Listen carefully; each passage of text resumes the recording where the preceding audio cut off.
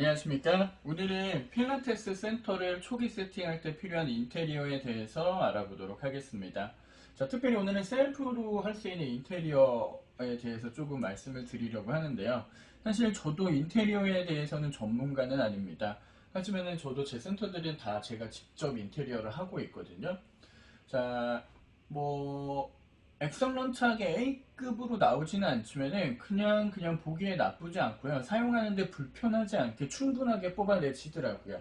그리고 30평 기준으로 봤을 때 내가 셀프라는 것과 업체에 맡기는 것은 한 돈으로 환산하면 1000만 원 이상, 예, 네, 1000만 원 이상 비용을 절약하실 수 있습니다. 1000만 원이면 적은 돈이 아니잖아요. 그리고 초기 세팅에 있어서는. 그래서 특별히 컨셉이나 뭐가 필요하지 않으면 저는 웬만하면 셀프로 하는 것을 추천을 드리는데요. 뭐 평형이 커지면 좀 어렵겠지만은 한 30평에서 40평까지는 셀프로 무난하게 가능하십니다. 초보자분들도요. 자, 그래서 처음에 이제 인테리어를 하는 데 있어서 가장 중요한 것은 인테리어의 순서를 잡는 거예요. 그래서 오늘은 저의 경험을 바탕으로 해서 그냥 제가 이렇게 하고 있는 방법들을 여러분들에게 알려드리도록 하겠습니다.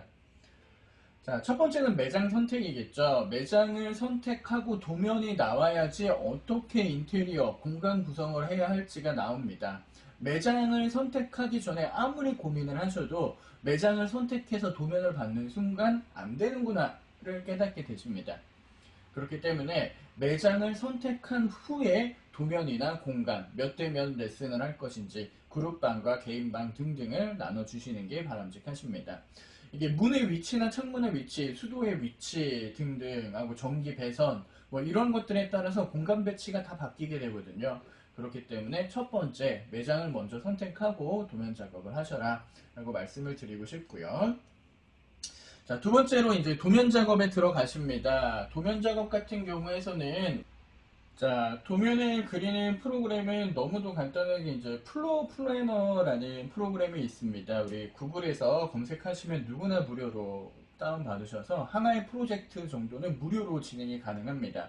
그래서 플로우 플래너로 그려보시면은 뭐 그냥 깔끔하게 뭐 단면 도면 그리고 입체 도면 뭐 3D까지 이런 것들이 다 확인이 가능하시기 때문에 그냥 플로우 플래너 사용해 보시면 되실 것 같아요. 자, 그러면은 도면 작업에서 꼭 빼놓지 말고 고려해야 되는 상황은 뭐냐면은 바로 전기입니다. 1번은 전기, 2번 수도, 그리고 나머지는 냉난방 관련된 거고요. 자, 도면을 그릴 때 이제 가벽.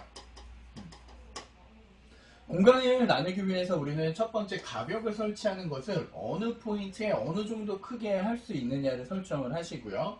전기는 어떻게 배선을, 전기 같은 경우에서는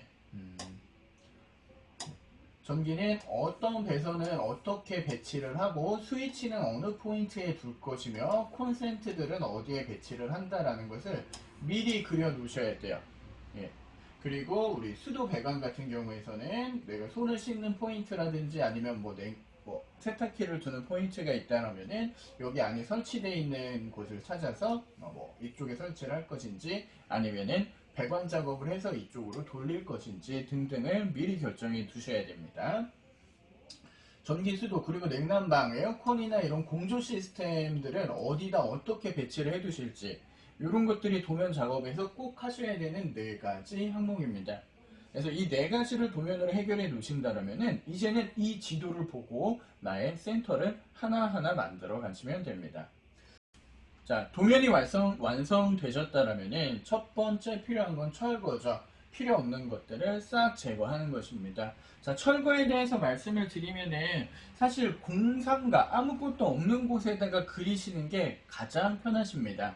물론 기존에 되어 있던 틀을 잘 이용하셔서 공사 비용을 줄일 수도 있겠지만은 이거 처음 하시는 분들 같은 경우에서는 그러다 실수가 나오실 수 있거든요. 그러니까 처음에 상가는 그냥 깔끔하게 철거가 필요 없는 곳을 얻으시는 걸로 첫 번째로 추천드리도록 하겠습니다. 그래서 철거를 처음에 진행을 하는데요. 철거도 업체별로 가격이 천차만별이기 때문에 다양한 철거 업체들을 컨택하셔서 비용을 견적을 받아 보셔야 되고요. 그 후에 저희가 진행하셔야 되는 사항은 바로 설비입니다. 설비는 우선 수도공사가 되고요. 아까 도면에 나와 있던 것처럼 철거가 돼서 깨끗해진 곳에 우선은 설비, 수도배관이나 이런 것들을 먼저 설치를 해주는 작업을 첫 번째로 전문가들을 불러야 돼요.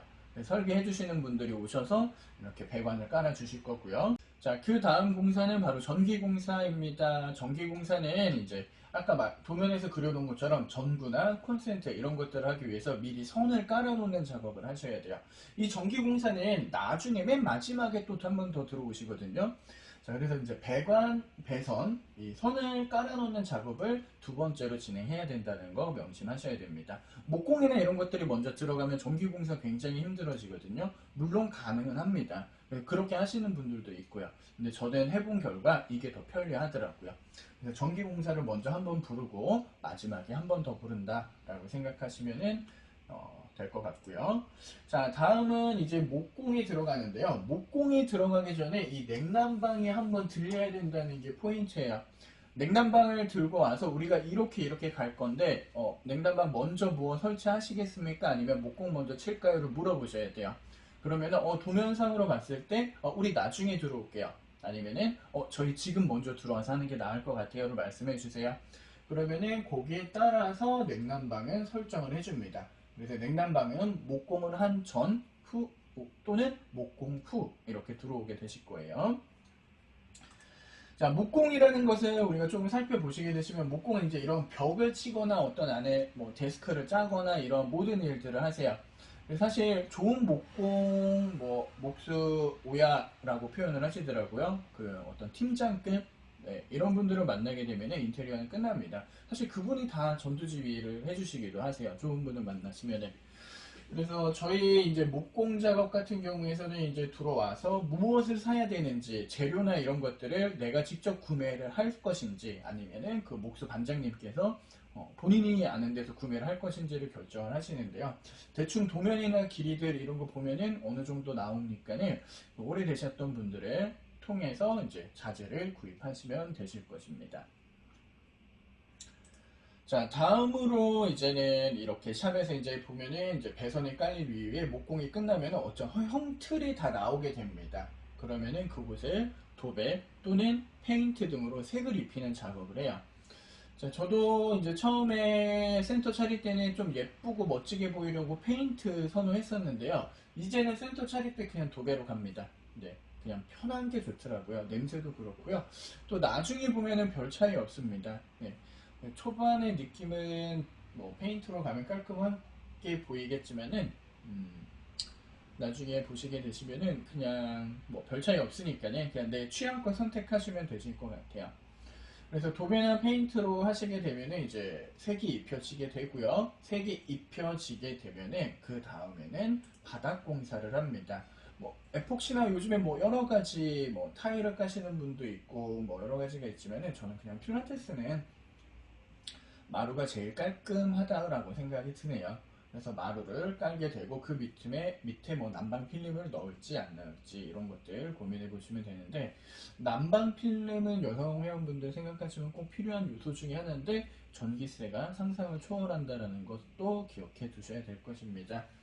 자, 그러면 바닥 공사까지 끝나면 이제 거의 안에가 마무리된 것 같이 보여요. 하지만 아직 전구나 이런 것들은 달려있지 않고요. 뭐 거울이나 이런 것들이 없기 때문에 그 다음 바닥까지 완성이 되면 거울이 들어오고요.